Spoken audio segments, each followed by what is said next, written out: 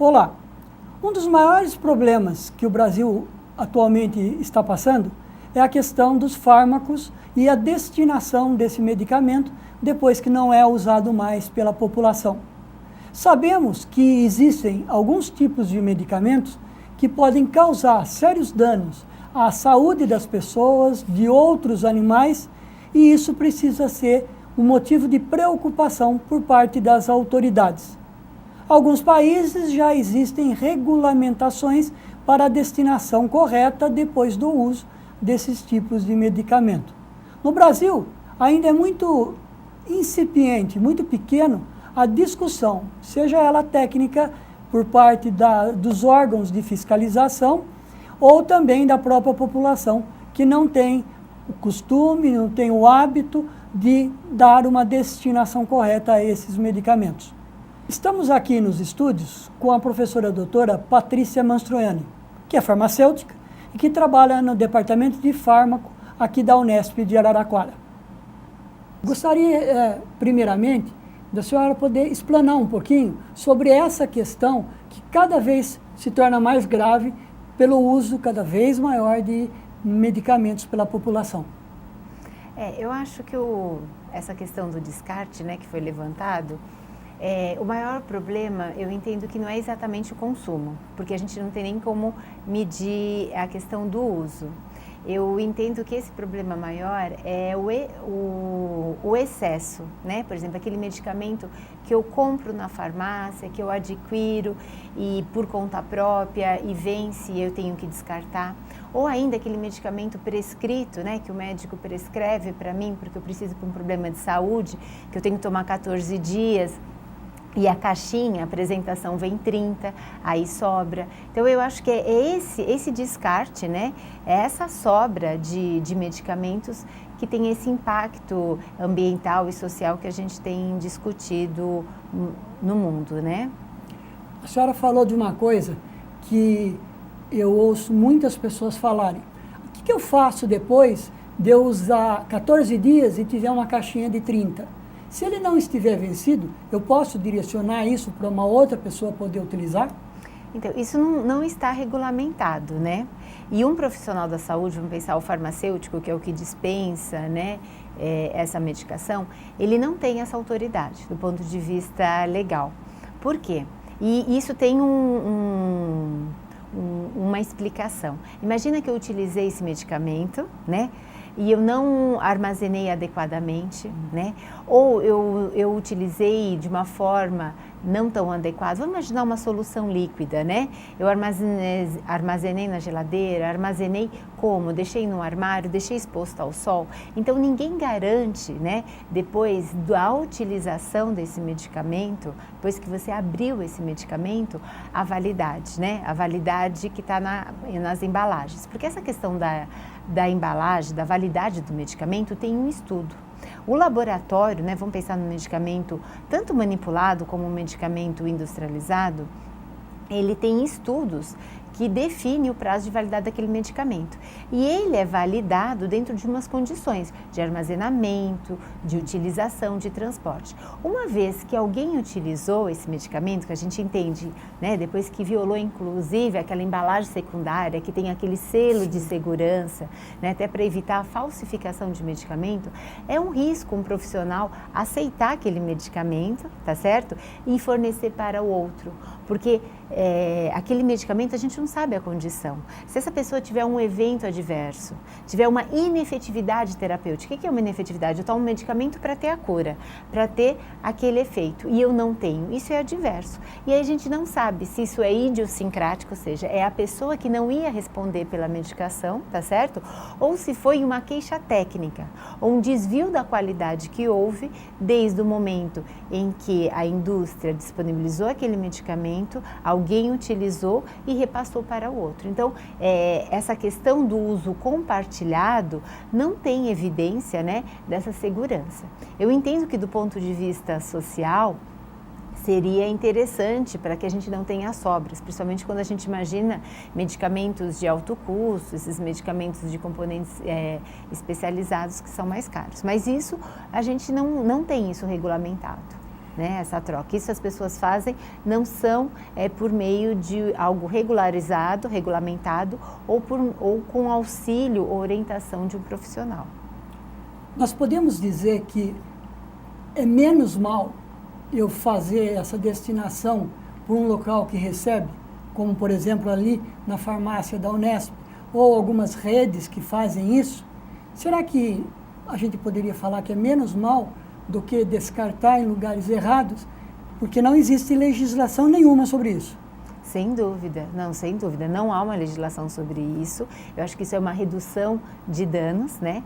E lembrando que essas atividades, que nem a farmácia escola recebia ou ainda recebe essa medicação, existe drogarias, redes de estabelecimentos farmacêuticos que recebem isso, mas eles recebem voluntariamente. Não tem uma legislação que o obrigue a fazer. Então eles recebem, e como eles já têm um serviço terceirizado de recebimento e de descarte do seu próprio resíduo, né, esses estabelecimentos, eles colocam dentro do seu plano de gerenciamento de resíduos.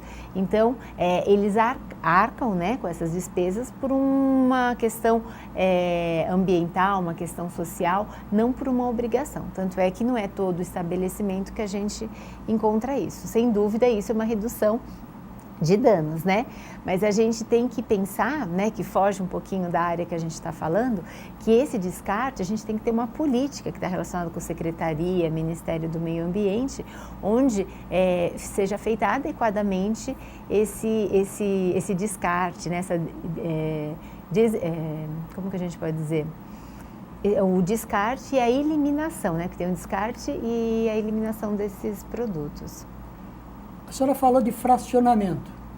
Eu vou ao médico, ele me dá um comprimido um por dia, eu tenho que tomar 12. E eu vou lá na farmácia e a farmácia diz que a caixinha menor é com 30. Eu acho que esse é o principal ponto para a gente amenizar o problema do descarte, pensando em receber ou comprar só a quantidade que eu preciso. Então, isso é um impacto econômico, né? Quem que não gostaria de, o médico, por exemplo, prescreve, vou falar marca porque a gente conhece mais, Bactrim, né? O médico prescreve tomar durante 7 dias de 12 em 12. Quem que não gostaria de comprar 14 comprimidos e tratar e resolver o seu problema? Hoje a gente tem na prática embalagem às vezes de 15, de 30 ou de 20. E ainda não é raro alguém falar, olha, o de 15 custa 5, se você levar o de 20 custa 7. Na hora você pensa, nossa, isso é econômico, né? Perfeito. Como uma questão comercial, que isso é um outro ponto que favorece a questão do descarte e a gente até perder por prazo de validade. Então, nesse contexto, a questão das embalagens não fracionadas é um ponto importante. Então, a gente tem uma regulamentação desde 2006, né, que é a RDC 80 de 2006, que estabelece todo o procedimento sanitário que as farmácias poderiam fracionar esse medicamento. Mas por que a gente não vê esse medicamento fracionado?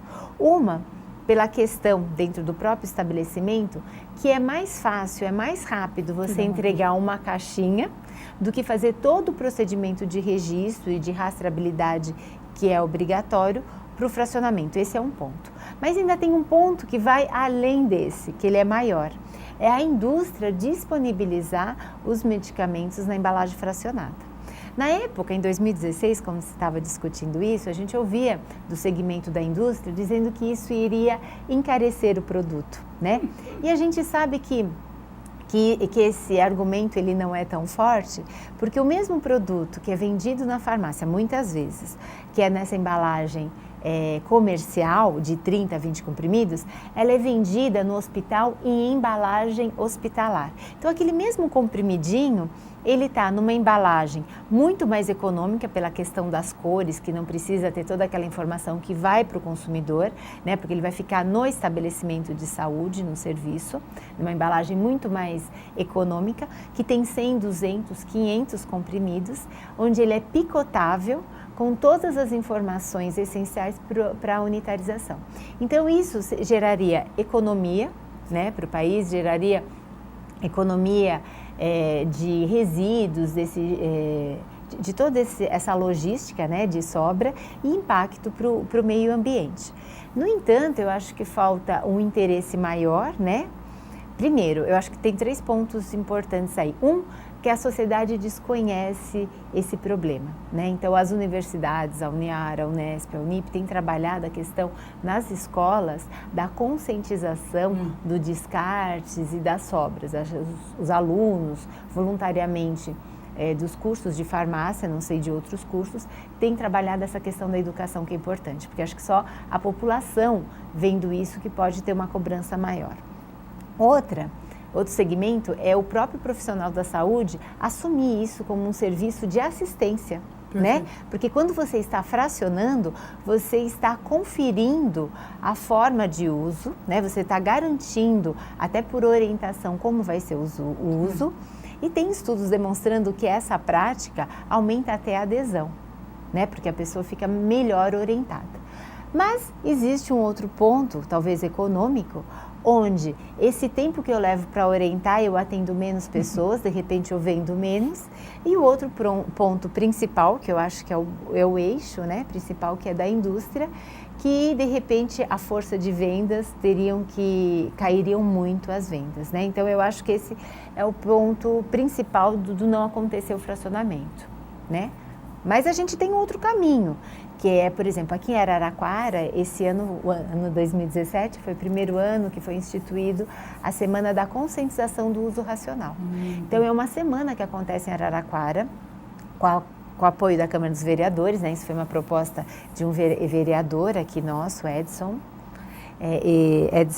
El, né? Que fez essa proposta, foi aprovado. E envolve as 3 faculdades de farmácia aqui da cidade. Então, vão no centro de saúde, orienta sobre o descarte, orienta inclusive sobre o uso racional, porque toda vez que você não usa adequadamente, vai gerar esse resíduo, esse lixo, né?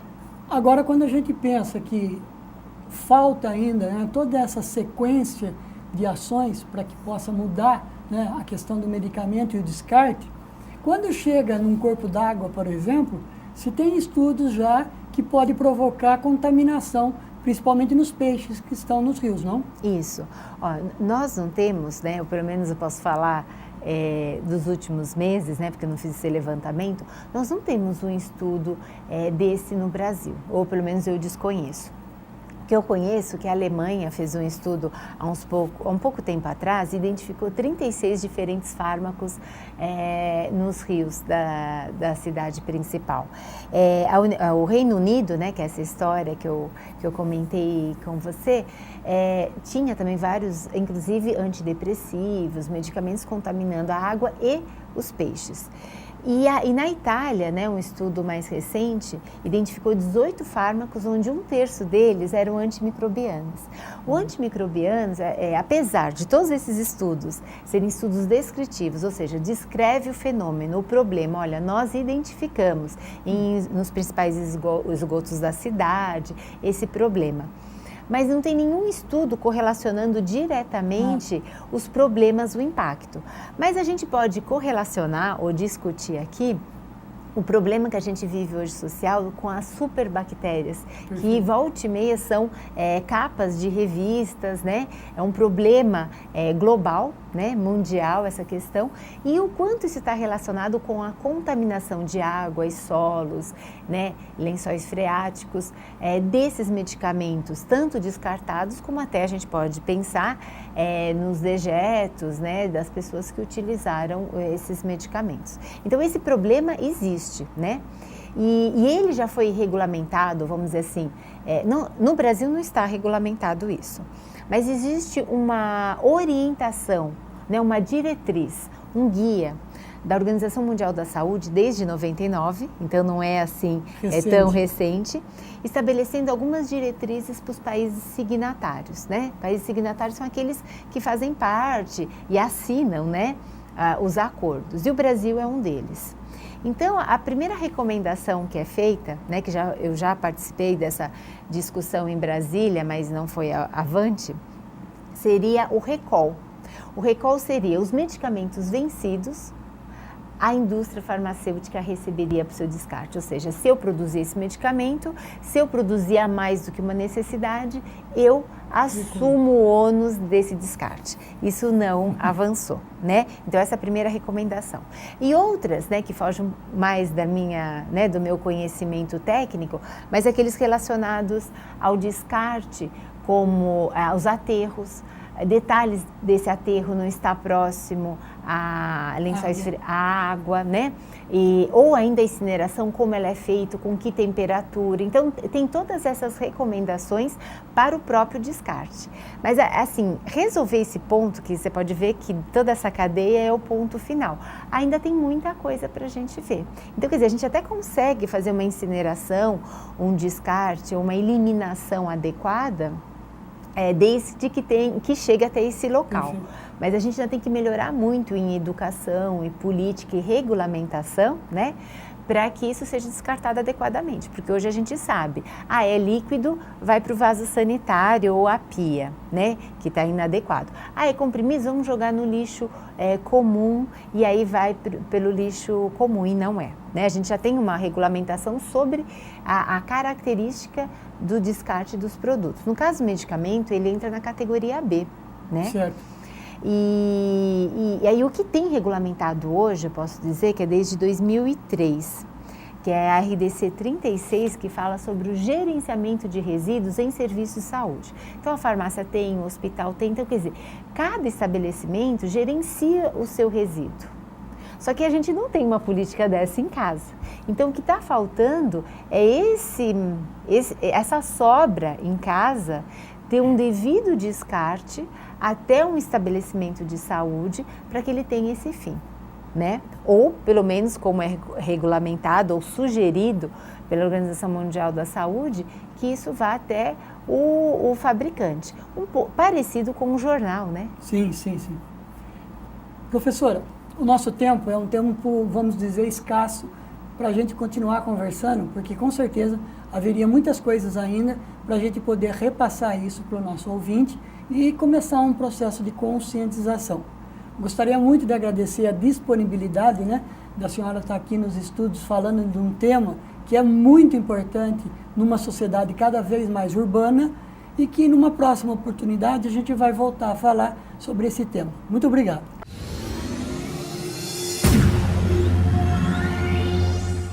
Aqui nos estúdios da TV Uniária, tivemos a honra de receber a professora Patrícia, do Departamento de Fármacos aqui da Unesp, falando um pouco sobre a questão do descarte correto ou não de medicamentos.